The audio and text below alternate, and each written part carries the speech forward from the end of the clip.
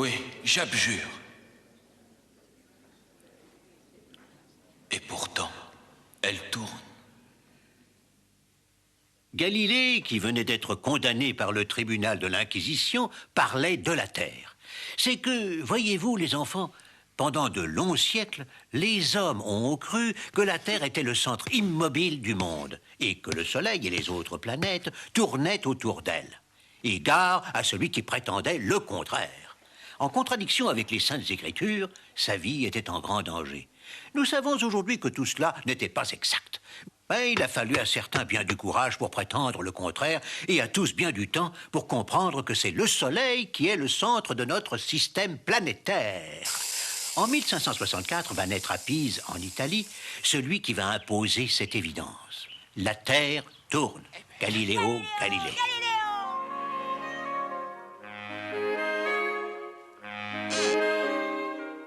Jupiter, l'astre rouge, et il y a 2 petites lunes.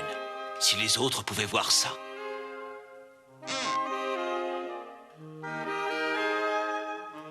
Des satellites en ceinture? Nous savons aujourd'hui que Saturne est entouré d'anneaux. Mais Galilée, avec sa longue vue primitive, ne pouvait pas le voir.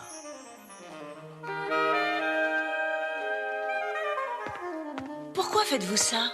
C'est pour observer le soleil, sinon sa lumière blesse.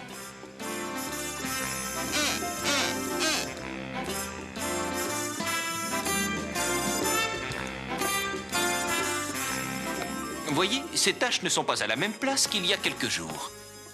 Donc, nous tournons autour du soleil. Copernic avait raison. Et ce que nous enseignons à l'université est faux. Faites attention, Galiléo. Ce que vous dites est contraire à l'enseignement de l'Église. Non, Marina. Non, je suis bon chrétien. Personne n'en doute. Mais la vérité est vérité et je me dois de publier le résultat de mes observations. Donc, d'après mes observations, le soleil ne tourne pas autour de la Terre. Au contraire. C'est la Terre qui tourne autour du Soleil. Et Vénus, Saturne et les autres en font de même. Toutes ces planètes sont obscures et ne brillent que quand elles sont illuminées par le Soleil. Et c'est de cette façon que sur Terre, il fait nuit ou jour, selon la face exposée au Soleil. Mais alors, maître, ce que dit la Bible est faux? La Bible emploie volontairement un langage simple à l'usage des êtres simples. La science, elle, se doit d'employer un langage approprié pour faire évoluer le savoir des hommes. Ce n'est pas pour cela qu'elle contredit les Saintes Écritures.